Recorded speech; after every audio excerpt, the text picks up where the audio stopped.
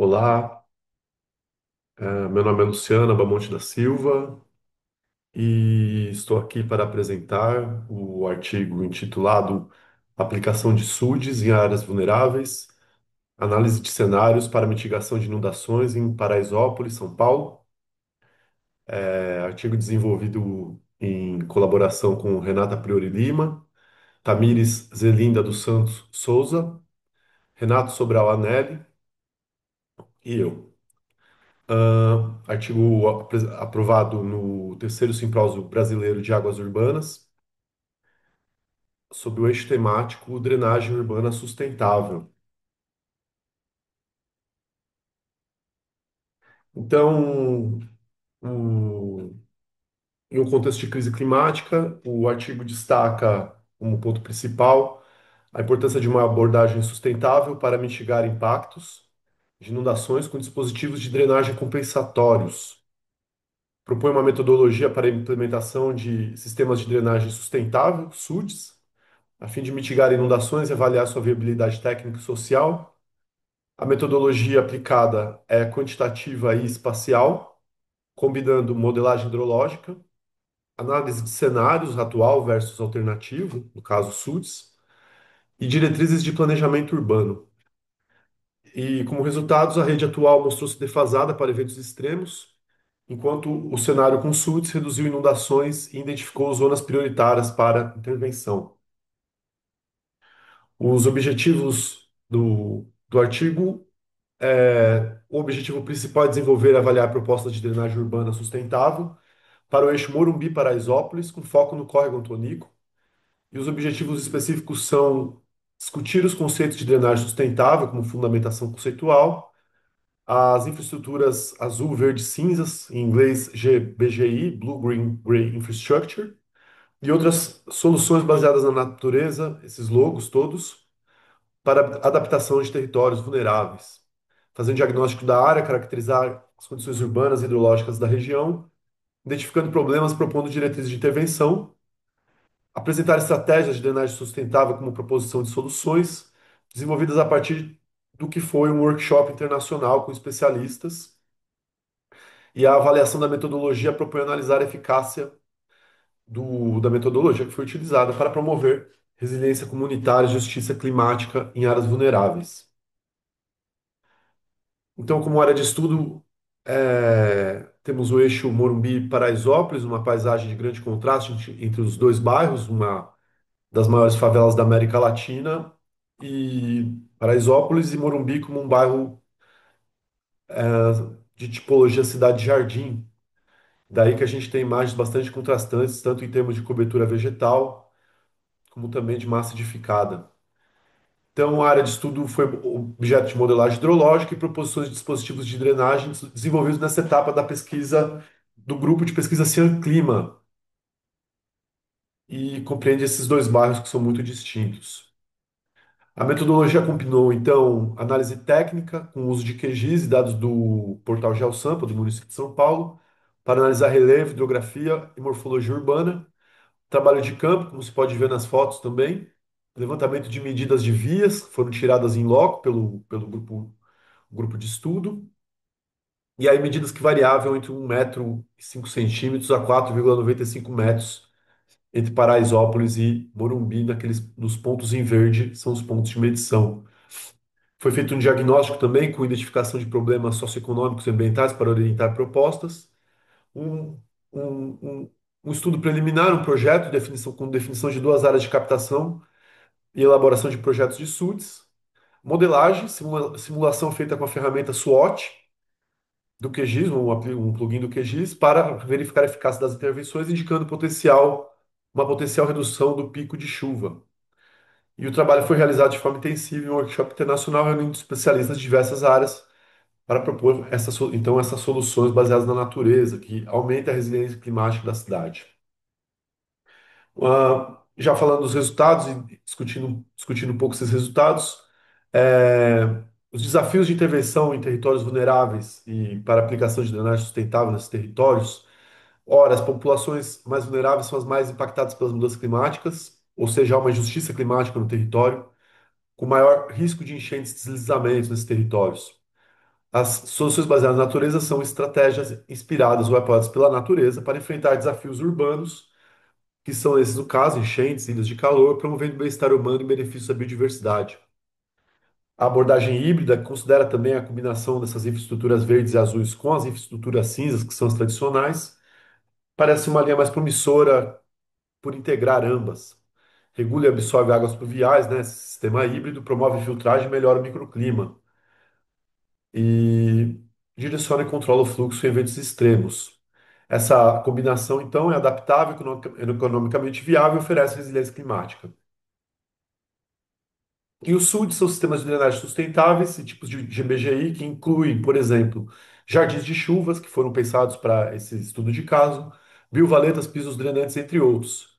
São ferramentas cruciais para promover a justiça climática nesses territórios, têm flexibilidade para serem implementadas de forma customizada e gradual em áreas urbanas densas e consolidadas, reduzem, então, os riscos a alagamentos e deslizamentos, melhora a qualidade do ar e reduz o índice de calor, promove melhorias sanitárias e também o combate a doenças de circulação hídrica, portanto, e contribui para a resiliência comunitária.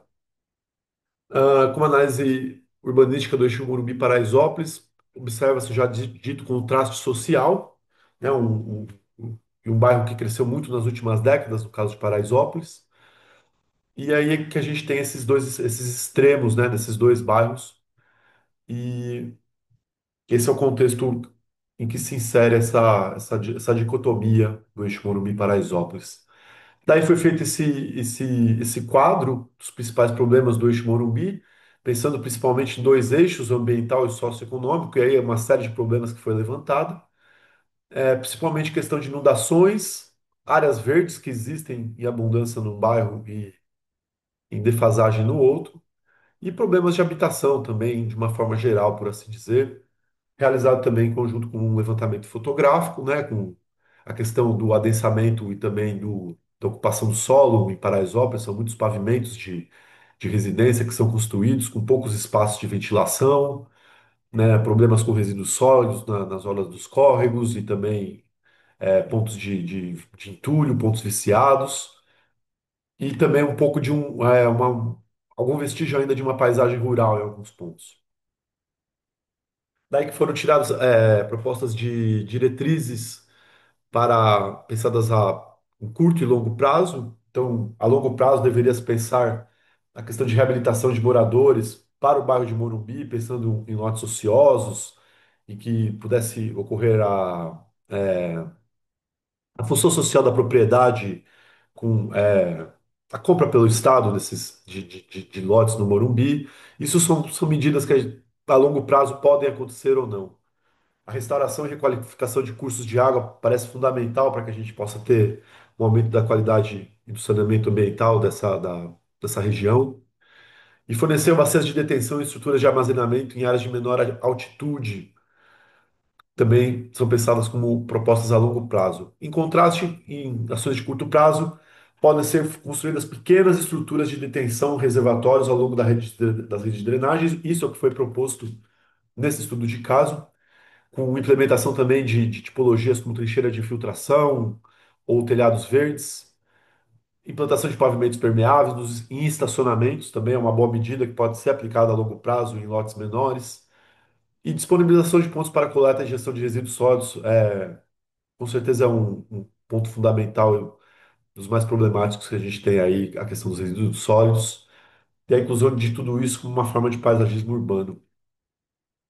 Pois bem, então, o projeto dos dispositivos de drenagem para a área de estudo foi pensado a partir de um mapeamento de áreas propícias para a implantação de SUDs e suas tipologias. Esse mapa que está à esquerda do slide.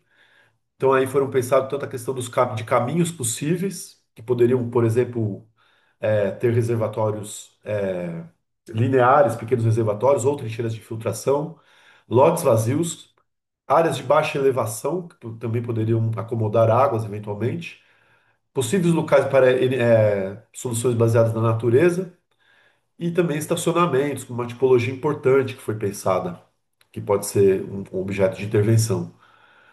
Daí que ficou, definiu-se para, nesse enquadramento, duas áreas de captação, ou seja, duas subbacias do córrego Antonico, da bacia Antonico-Pirajussara, área de captação 1 em Paraisópolis, área de captação 2 no Morumbi. E para essas duas áreas foi pensado, atingiu-se uma disponibilidade de 404 metros quadrados entre um mapa e outro que estariam disponíveis de fato para uma área de captação na bacia 1 e 57 metros quadrados para a área de captação na bacia 2. E aí, então, um pouco do que é esse esquema, o sistema de reservatórios de retenção offline, como ele poderia funcionar. Então, ao mesmo tempo em que esse esquema ele é transposto para um corte de rua. Então, aqui a gente tem, na verdade, três cortes de rua no Morumbi, são as três imagens superiores, com trincheiras de infiltração que podem ser acopladas já ao calçamento ou mesmo ao leito carroçável.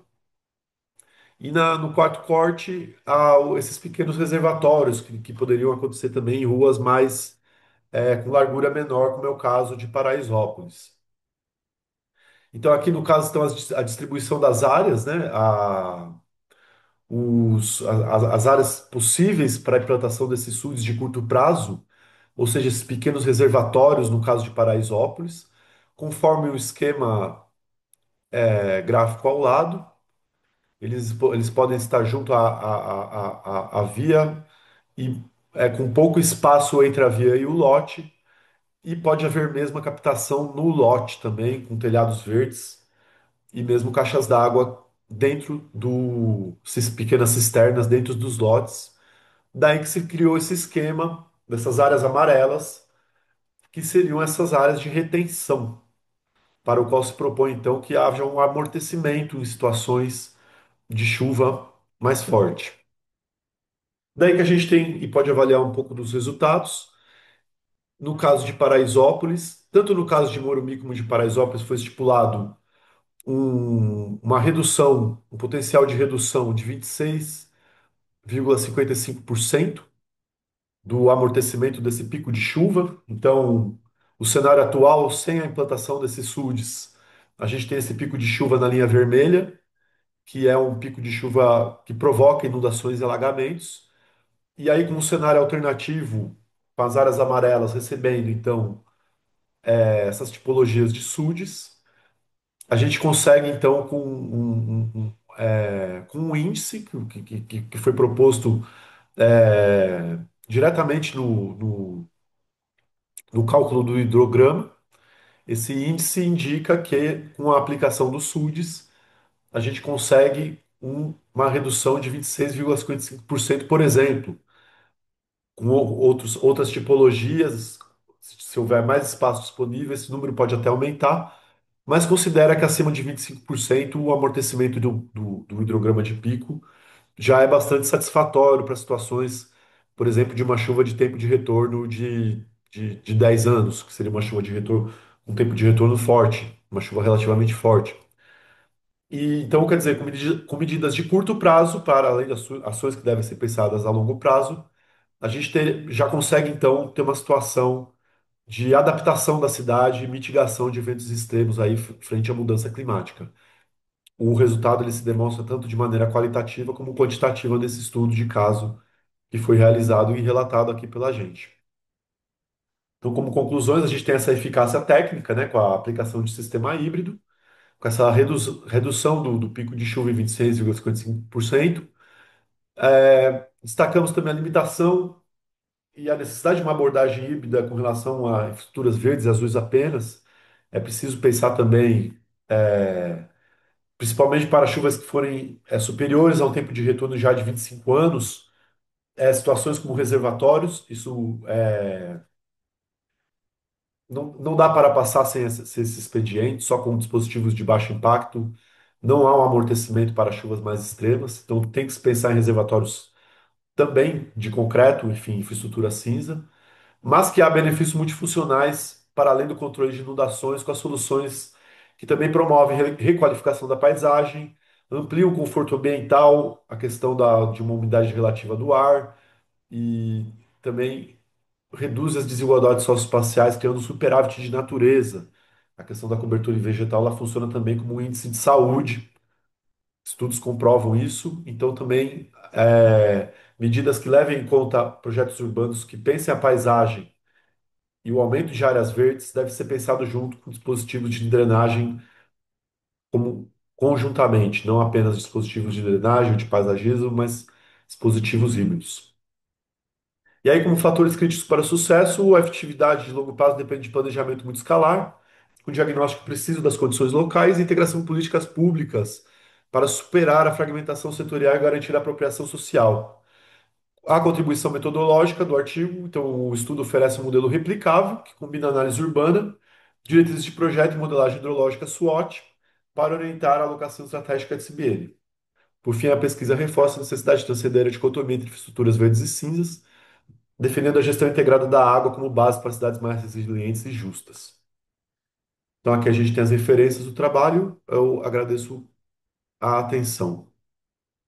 Termino aqui a apresentação.